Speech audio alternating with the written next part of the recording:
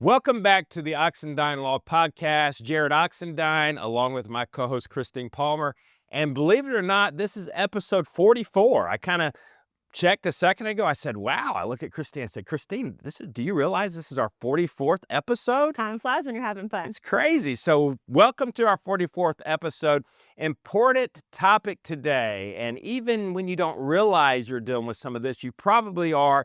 Everybody deals with it in a different way. This is understanding how emotional stress can impact your divorce. So we want to talk about how best to protect your mental health and your peace during the divorce process. Christine, it's a real thing. It is.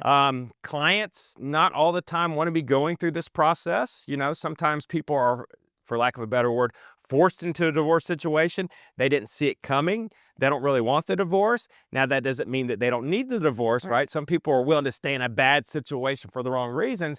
But whether you want the divorce or whether you don't want the divorce, there's certainly some level of emotional impact. How can folks recognize that, and what can they do to protect themselves? Right. So I want to first talk about the recognition part because, in my opinion, it's easier when you are the sort of what we would call victim, right? The one who necessarily didn't start the divorce. You may not want the divorce. It's easy for that person to recognize, I'm going to need some help and support through this. I'm not ready for this. I don't want this. I don't emotionally want this. I didn't ask for this. This is being put upon me. I think it's easy for that person to recognize I might need some emotional support. I might need to lean on somebody. I might need therapy. What's harder is when you're the moving person, right? So you've internally told yourself, I'm ready for this. I want to be divorced. You've done all that you can to plan and prepare for what life is going to look like after divorce. I can speak from experience and tell you, you are not prepared.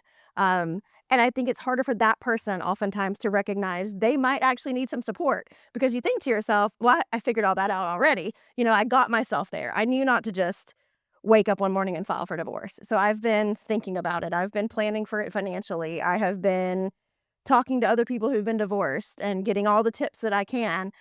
It's still an emotional journey for that person. And I think that's the client that I find oftentimes that doesn't recognize that they need some emotional support or some assistance. I recommend every one of my clients get some level of therapy. I'll go through it with you, right? We always talk about your emotional support buddy. Like you just need a person, and that can be a family member, a coworker, a friend, someone you go to church with, somebody you work out with at the gym. Some people like when it's not someone in their immediate circle, but find someone, one go-to person that you can always call. Don't always lean on that one person though, because you're gonna burn that bridge kind of fast. But have the person that you can reach out to in those most dire of moments. That's layer one. Layer two is get the professional help, and I do recommend both. Yeah, and I would say sometimes the friend or the family member can serve its purpose.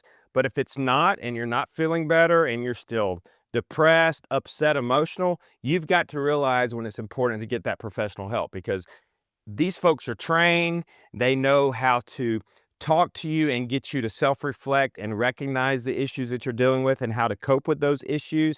And I think it's a big misnomer to say, hey, if I go and get professional help during the divorce case because I'm having a problem dealing with this divorce and coping with this divorce, that somehow is going to be used against you in the divorce case. Right. And it's not. So No. do not think that just because you decide to get professional mental health counseling during the divorce case, as long as it's just because you need help getting through the divorce process, that actually is applauded. It's not frowned upon. That's not going to backfire on you. And I'll make this observation. Appearance is everything. Yeah. And what do I mean by that? If your soon-to-be ex sees that they're beating you down and you're just walking around and you're depressed and you're upset and you look like you just got kicked in the butt, they're going to exploit that. Yeah. They're going to continue to push your buttons and continue to beat you down more. Why? Because they think they are beating you. And if they beat you up a little bit more, that you're going to give in and give them what they want. Appearance is everything. I'll give you an example. I called a client, I think it was last week. And I'm usually in an upbeat, cheery mood. And I try to be, even if I'm not personally, because some of these clients are going through this time in their life and they need somebody to be a cheerleader and be upbeat. Hey, Jarrod, how you doing today? I'm fine, I guess. That's the reaction I got from the client on the phone. Had absolutely nothing to be upset about. Case is going her way. I'm actually calling her for good news, but Hey, I'm fine, I guess. Just like Eeyore, I call it the Eeyore personality. Everybody know Eeyore from Winnie the Pooh? That's the little donkey that, woe is me, it's raining today, and Mhm. that's the attitude. And so if you portray that, appearance is everything. And it's not just for purposes of not letting the other side see you sweat, right? I mean, that's a famous saying, don't let the other side see you sweat. It's also, you've got to get your mind right and be excited about this new opportunity, because if you're going through this divorce process, newsflash, something's not right in your relationship. Yeah. And this is an opportunity for you to get a fresh new start. And you need to get excited about that independence and that new start, or whether it's, having control of your own money again and not having somebody micromanage your finances, or not being checked on where you are at every moment in your life. Why did you stop here? Or why are you going out with so and so? Or Mhm. arguments over how you decide to spend time with the kids during your time. I mean, there's lots of positives to get excited about.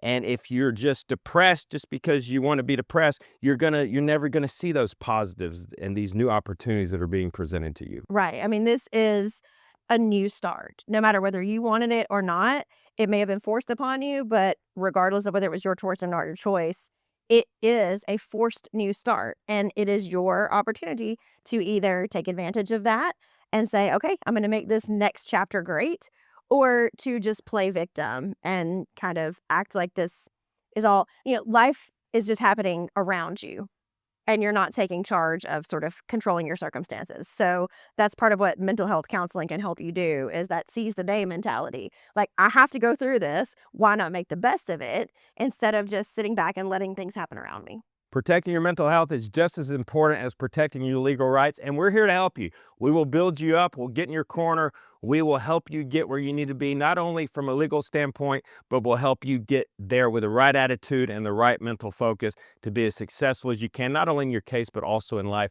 Give us a call. We also have offices now in the greater Athens area. We're going to stop promoting that at some point because I think we've been doing a lot of that lately, but it's important to know we serve greater metro Atlanta, but also the greater Athens area and all those surrounding counties. If you're watching us on YouTube, hit that subscribe button so that you will be notified of every episode. Thanks for joining in. We'll see you next time.